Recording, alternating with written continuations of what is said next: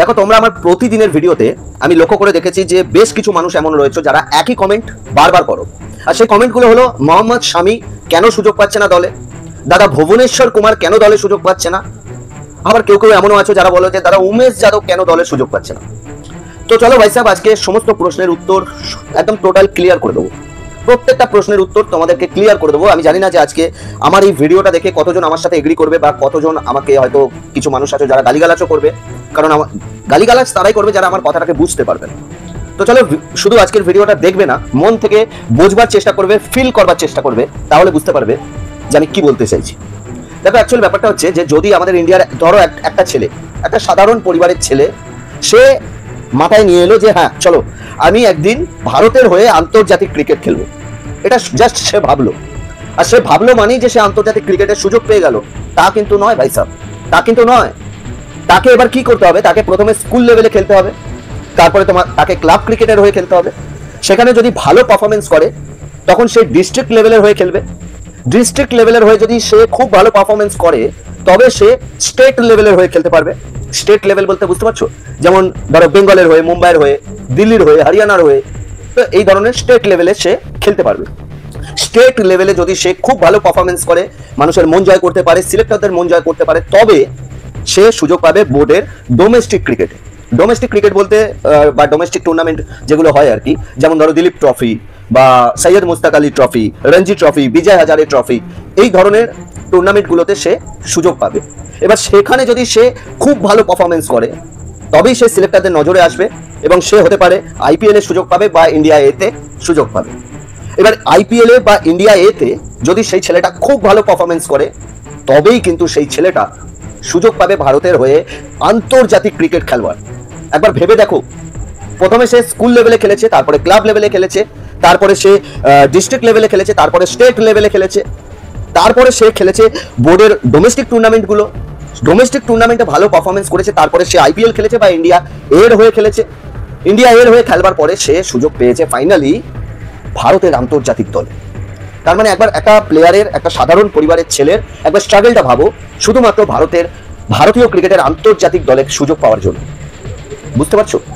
এই মুহূর্তে প্রায় যদি স্টেট লেভেলের কথা বলা হয় তাহলে প্রায় 38টা দল আছে, 38টা, এবং সেখানে প্রায় 3000-এরও বেশি প্লেয়ার আছে, এবং সেই 3000 প্লেয়ারদের মনে বলো বা চোখে বলো, সেই 3000 প্লেয়ারেরই কিন্তু চোখে একটাই স্বপ্ন যে আমি একদিন না একদিন ভারতের আন্তর্জাতিক দলের সুযোগ পাবো, আমি আন্তর্জাতিক দলে ক্রিকেট খেলবো।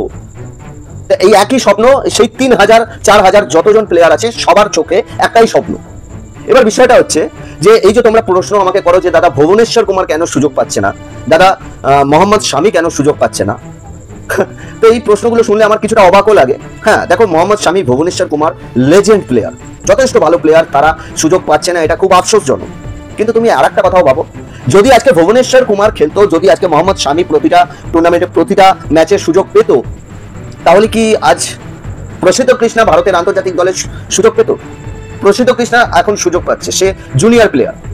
হর্ষিত রানা এখন সুযোগ পাচ্ছে, সে জুনিয়র প্লেয়ার, এবং তারা কিন্তু এমনি এমনি সুযোগ পাচ্ছে না, কারুর পায়ে, কারুর পিছনে তেল লাগিয়ে তারা সুযোগ পায়নি ভাই সাহেব। তারা ছোট থেকে এই লেভেলে পৌঁছতে পৌঁছতে তাদের পায়ের তলার জুতো শোল হয়ে গেছে, এই লেভেলে তাদের মানে কষ্ট হয়েছে। একবার ভেবে দেখো, তারা এতগুলো চ্যানেল পার করে তবে এই জায়গায় এসেছে, কয়েক লক্ষ প্লেয়ারকে গুঁড়িয়ে দিয়ে তাদের থেকে বেটার পারফরমেন্স করে তবে সে আন্তর্জাতিক দলের সুযোগ পেয়েছে। তাহলে এই প্লেয়ারগুলো তো বুড়ো হয়ে যাবে ভাই সাহেব। যদি এই প্লেয়ারগুলো, এই যেমন ধরো প্রসিদ্ধ কৃষ্ণা, হর্ষিত রানা, এদের অল্প বয়স, এরা এখন যদি সুযোগ না পায় তাহলে কবে পাবে? তোমরা মোহাম্মদ শামির কথা বলো, তোমরা বলো ভুবনেশ্বর কুমারের কথা। তো চলো, ভুবনেশ্বর কুমার ভারতের হয়ে আন্তর্জাতিক দলে সুযোগ পেয়েছে আই থিঙ্ক 2013 সালে। 2013 সালে ভুবনেশ্বর কুমার ভারতের হয়ে আন্তর্জাতিক দলে সুযোগ পেয়েছে এবং সে খেলেছে প্রায় 2022 সাল পর্যন্ত। তার মানে সে অলরেডি 9 বছর ভারতের আন্তর্জাতিক দলে টিকে ছিল। শুধু টিকেই ছিল না ভাই সাহেব, সে ভারতের হয়ে প্রায় 229টা ম্যাচ খেলেছে, 229টা ম্যাচ খেলেছে ভুবনেশ্বর কুমার। ঠিক আছে, তার বয়স এই মুহূর্তে 35 বছর, মানে আর কি বলবো বলো, 35 বছর বয়স। সে 2013 সাল থেকে 2022 সাল পর্যন্ত ভারতের আন্তর্জাতিক দলে খেলেছে এবং 229টা ম্যাচ খেলেছে। তার মানে একবার ভাবো যে ভুবনেশ্বর কুমার যেমন ক্রিকেটকে অনেকটা সময় দিয়েছে, ভুবনেশ্বর কুমার যেমন ক্রিকেটকে, নিজের দেশকে অনেক কিছু দিয়েছে, তেমন কিন্তু ক্রিকেটও অনেক কিছু দিয়েছে ভুবনেশ্বর কুমারকে। আরে যা তা ভেবো না ভাই সাহেব, 229টা ম্যাচ ভারতের আন্তর্জাতিক দলের হয়ে ভুবনেশ্বর কুমার খেলেছে, তার মানে সে কয়েকশো কোটি টাকা কামিয়ে নিয়েছে ভাই সাহেব, কয়েকশো কোটি টাকা কামিয়ে নিয়েছে। আর এত কামিয়ে নিয়েছে যে তার 7 পুরুষ বসে খেতে পারে, 7 পুরুষ বসে খেতে পারে। এবার বলি মোহাম্মদ শামির কথা। মোহাম্মদ শামি প্রায় ভারতের হয়ে 129টা ম্যাচ খেলেছে, 129টা না সরি আই থিঙ্ক ভুল বললাম, মোহাম্মদ শামি আই থিঙ্ক 197-98টা ম্যাচ খেলেছে, 197-98টা ম্যাচ খেলেছে মোহাম্মদ শামি ভারতের আন্তর্জাতিক দলের হয়ে। সেখানে টি20 আছে, ওডিআই আছে, টেস্ট আছে, সব মিলিয়ে। আর মোহাম্মদ শামির এই মুহূর্তে বয়স 35+, প্রায় 36-এ পা দেবে মোহাম্মদ শামি, প্রায় 36 বছর বয়স হয়ে যাবে। তা এবার তোমরা এখনো পর্যন্ত বলছো যে মোহাম্মদ শামি কেন দলে খেলছে না, ভুবনেশ্বর কুমার দলে কেন খেলছে না, উমেশ যাদব কেন খেলছে না? ভাই সাহেব উমেশ যাদবের 37 বছর বয়স, সে এখন এসে ফার্স্ট মানে ভারতের আন্তর্জাতিক দলের হয়ে ফার্স্ট বোলিং করবে। মানে একবার ভেবে দেখো, এরা ভারতের উমেশ যাদবের কথাও যদি তুমি বলো তাহলে উমেশ যাদব 141টা ম্যাচ খেলেছে, 141টা ম্যাচ খেলেছে ভারতের হয়ে। দেখো কোনো প্লেয়ার যদি ভারতের হয়ে মানে ভারতের আন্তর্জাতিক দলের হয়ে 100টার বেশি ম্যাচ খেলে নেয়, তো সেই প্লেয়ারটা কাফি পয়সা কামিয়ে নেয় ভাই সাহেব, কাফি টাকা কামিয়ে নেয়। সে যেমন ক্রিকেটকে অনেক কিছু দেয়, সে যেমন ক্রিকেট ফ্যানেদেরকে অনেক এন্টারটেইন করে, সে যেমন ভারতকে অনেক কিছু দেয়, তেমন ক্রিকেটও কিন্তু তাদেরকে অনেক কিছু দেয়, অনেক কিছু দেয়, এবং এতটা দেয় যে তাদের 7 পুরুষ বসে খেতে পারে। এটা অ্যাকচুয়ালি বলাটা উচিত নয়, কিন্তু আমি বলছি কারণ যাতে তোমরা বিষয়টাকে ফিল করতে পারো, বুঝতে পারো। এবার তারা যদি এই 35 থেকে 35-40 বছর বয়সেও তারা যদি ভারতের আন্তর্জাতিক দলের হয়ে কন্টিনিউয়াসলি খেলতে থাকে, তাহলে সেই যে 3000 প্লেয়ার যারা এই মুহূর্তে স্টেট লেভেলের হয়ে খেলছে, তাদের চোখের স্বপ্নগুলো কি হবে বলো? কি হবে তাদের চোখের স্বপ্নগুলো? যদি একটা প্লেয়ার ভারতের আন্তর্জাতিক দলে 15 বছর 20 বছর ধরে খেলতে থাকে, তাহলে জুনিয়র প্লেয়ারগুলো বুড়ো হয়ে যাবে, তারপরেও তারা সুযোগ পাবে না। কারণ যখন বয়সটা কম থাকে না, যখন বয়সটা কম থাকে তখনই কিন্তু একটা ছেলে ভালো খেলতে পারে, ভালো পারফরমেন্স দিতে পারে, কারণ তার শরীরে এনার্জি ততটা থাকে, এনার্জি লেভেল দরকার খেলতে গেলে।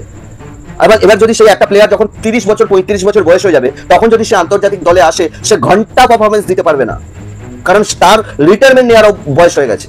যার কারণে আমি বলতে চাইছি যে দেখো, ভারত এত বড় দেশ, এই দেশেতে কত এমন পাগল ক্রিকেট লাভার রয়েছে যারা চাইছে যে আমি ভারতের আন্তর্জাতিক দলের হয়ে খেলবো। আর যার কারণে সে সকালে ঘুম থেকে ওঠা থেকে রাত পর্যন্ত একটানা মানে প্র্যাকটিস করছে, একটা মানে নিজের বেস্ট দেওয়ার চেষ্টা করছে, নিজের বেস্ট দেওয়ার চেষ্টা করছে। তার বাবা মারা ভারতের আন্তর্জাতিক দলে খেলবার জন্য, ছেলেকে খেলানোর জন্য তাদের গরিব ফ্যামিলির বাবা মায়েরা নাজেহাল হয়ে যাচ্ছে ছেলের পেছনে খরচা করতে করতে। এবার তাদের নিশ্চয়ই সেই ছেলেটার বাবা মায়েরও চোখে স্বপ্ন আছে, নিশ্চয়ই স্বপ্ন আছে যে আমার ছেলে একদিন ভারতের আন্তর্জাতিক দলের হয়ে খেলবে। কিন্তু যদি সমস্ত লেজেন্ড প্লেয়াররাই জায়গা দখল করে রেখে দেয়, সমস্ত পুরনো প্লেয়ারেরাই 15 বছর 20 বছর ধরে যদি নিজেদের জায়গা দখল করে রাখে, তাহলে জুনিয়র প্লেয়াররা কিভাবে সুযোগ পাবে? জাস্ট আমি একটা কোশ্চেন মার্ক দিয়ে দিলাম, তোমরা এই আনসারটা দিয়ে দাও আনসারটা। কিভাবে সুযোগ পাবে একটা জুনিয়র প্লেয়ার যদি বড়রা সিনিয়ররা যদি দখল করে রেখে দেয়? কোনোভাবেই সম্ভব না। মানে বুঝতে পারছো আমার কথাটাকে ফিল করছো? আরে ভাই সাহেব, প্রতিটা বাবা মায়ের চোখে একটা স্বপ্ন থাকে তার ছেলেকে নিয়ে, আর নিশ্চয়ই সেই সমস্ত প্লেয়ারগুলোর বাবা মায়েরও চোখে স্বপ্ন আছে, এবং সেই প্লেয়ারটা সারা দিন রাত মেহনত করছে শুধুমাত্র ভারতের আন্তর্জাতিক দলের সুযোগ পাবে বলে। তাহলে তার মেহনতটার কি হবে, তার পরিশ্রমটা কি হবে যদি লেজেন্ড প্লেয়াররা 20 বছর ধরে খেলতে থাকে? তো ব্যাপার হচ্ছে এটাই। বা আমি একটা কথা দেখো, আজকে যদি আমি বিরাট কোহলির কথাই বলাটা উচিত নয়, কারণ আমি জানি বিরাট কোহলির কোটি কোটি ফ্যান, আমাকে চাইলে শিয়াল কুকুরের মতন ছিঁড়ে খেতে পারে, এরকমই বিষয়। কিন্তু আমি বলছি একটা কথা, বিষয়টাকে বোঝবার চেষ্টা করো। বিরাট কোহলি, হ্যাঁ ভাই, নো ডাউট লেজেন্ড প্লেয়ার। সে 525টা আন্তর্জাতিক ম্যাচ খেলেছে, 525টারও বেশি, 525টারও বেশি ম্যাচ খেলেছে বিরাট কোহলি ভারতের আন্তর্জাতিক দলের হয়ে। এবার একবার ভেবে দেখো, বিরাট কোহলি যে 0 থেকে শুরু করেছিল, তার আজ নেটওয়ার্থ মানে যদি তার কুল মিলাকে সম্পত্তি দেখা হয় তাহলে 1000 কোটি টাকারও বেশি। তাহলে বিরাট শুধুমাত্রই যে ক্রিকেটকে সবকিছু দিয়েছে তা কিন্তু নয়। বিরাট যেমন ক্রিকেটকে দিয়েছে, ক্রিকেটও তেমন বিরাটকে অনেক কিছু দিয়েছে ভাই সাহেব, অনেক কিছু দিয়েছে। সেম জিনিসটা রোহিত শর্মার ক্ষেত্রেও তাই। রোহিত শর্মা যেমন ক্রিকেটকে অনেক কিছু দিয়েছে, ক্রিকেটও কিন্তু রোহিত শর্মাকে অনেক কিছু দিয়েছে। আর একটা কথা, আমার লাস্ট অ্যান্ড ফাইনাল কথা, এটা কেউ ভুলে যেও না, যে দেখো একটা সময় বিরাট বলো, রোহিত বলো, রবীন্দ্র জাদেজা বলো, হার্দিক পান্ডিয়া বলো, এই সমস্ত প্লেয়ারেরা কিন্তু ইন্ডিয়া এ দল থেকেই উঠে এসেছে, ইন্ডিয়া এ দল থেকেই কিন্তু তারা উঠে এসেছে। এবার যদি সেই সময় সিনিয়র প্লেয়াররা জায়গা দখল করে রাখতো, তাহলে না আজকে আমরা বিরাটকে দেখতে পেতাম, না আজকে আমরা রোহিতকে দেখতে পেতাম, আর না এরা লেজেন্ড প্লেয়ার হতে পারত। এরা লেজেন্ড প্লেয়ার এই কারণে হয়েছে, কারণ তারা সঠিক সময়ে সুযোগটা পেয়েছে, সঠিক সময়ে সুযোগ পেয়েছে। তো ব্যাস আমি এটুকুই বলবো যে দেখো, সবার একটা সমস্ত প্রোডাক্টের একটা এক্সপায়ারি ডেট থাকে। তো ভেবে নাও যে আজকে মোহাম্মদ শামি বলো, ভুবনেশ্বর কুমার বলো, বা বিরাট রোহিত, বা তুমি আরো আদার্স যে কোনো প্লেয়ারের কথা বলো, এরা বহুদিন ধরে আন্তর্জাতিক দলে চান্স পেয়েছে। তারা ক্রিকেটকে অনেক কিছু দিয়েছে, গোটা ভারতবর্ষের ক্রিকেট ফ্যানেদেরকে অনেক এন্টারটেইন করেছে, অনেক ভালোবাসাও পেয়েছে, সাথে অনেক টাকা পয়সা কামিয়েছে, অনেক কিছু করেছে, অনেক কিছু করেছে ভাই সাহেব। তারা ক্রিকেটকে যেমন অনেক কিছু দিয়েছে, ক্রিকেটও তাদেরকে অনেক কিছু দিয়েছে। তাই ফাইনাল বিষয় এটাই যে সিনিয়র প্লেয়াররা যখন অনেক বছর আন্তর্জাতিক দলে টিকে থাকে, তখন কিন্তু তাদের কারণে জুনিয়র প্লেয়াররা সুযোগ পায় না আন্তর্জাতিক দলে। মনে রাখবে, দুজন আন্তর্জাতিক প্লেয়ার যদি অবসর নেয়, তার জায়গাতেই কিন্তু জুনিয়র প্লেয়ারেরা সুযোগ পাবে। আর জুনিয়র প্লেয়ারেরা তার সঠিক বয়সে সঠিক সময়ে যদি সুযোগ পায়, তবেই কিন্তু সে একদিন মানে হয়তো আমাদের কাছে স্মরণীয় হয়ে থাকবে। বিরাট, রোহিত, রবীন্দ্র জাদেজা, এরা আমাদের জেনারেশনে তারা লেজেন্ড প্লেয়ার, কিন্তু আমাদের পরের জেনারেশনে মনে রাখবে যে আজকে যে জুনিয়র প্লেয়ার, তারাই কিন্তু একটা টাইমে আবার লেজেন্ড প্লেয়ার হবে, সিনিয়র প্লেয়ার হবে। তো জানি না কে কি ভাবলে, কে কি বুঝলে, আমি নিজেও জানি না। বাস হ্যাঁ, এটাই বলবো যে এই প্রশ্নটা বারবার কমেন্ট বক্সে করা ছেড়ে দাও যে ভুবনেশ্বর কুমার কেন দলে নেই বা মোহাম্মদ শামি কেন দলে নেই। দলে নেই কারণ ধীরে ধীরে জুনিয়র প্লেয়ারদের সময় আসছে, তারাও ধীরে ধীরে সুযোগ পাচ্ছে। বাস এটাই। চলো টাটা, বাই বাই, দেখা হচ্ছে নেক্সট কোনো ভিডিওর সাথে। ভিডিও ভালো লাগলে লাইক, কমেন্ট, শেয়ার অবশ্যই করে দিও। আর যদি আমি এই কথাগুলোর মাধ্যমে যদি কাউকে দুঃখ পৌঁছে থাকি, যদি কেউ ভুবনেশ্বর কুমার, মোহাম্মদ শামি, বিরাট, রোহিত এদের যদি কেউ ফ্যান হয়ে থাকো, তোমরা হয়তো ভাবতেই পারো যে দাদা হয়তো এদের পছন্দ করে না, যার কারণে এই ধরনের কথা বলছে। তেমনটা নয়, আমি জুনিয়র প্লেয়ারদের কথা চিন্তা করে তারপর এই কথাটা বলছি। সো চলো টাটা, বাই বাই, দেখা হচ্ছে নেক্সট কোনো ভিডিওর সাথে। ভিডিও ভালো লাগলে লাইক, কমেন্ট, শেয়ার অবশ্যই করে দিও।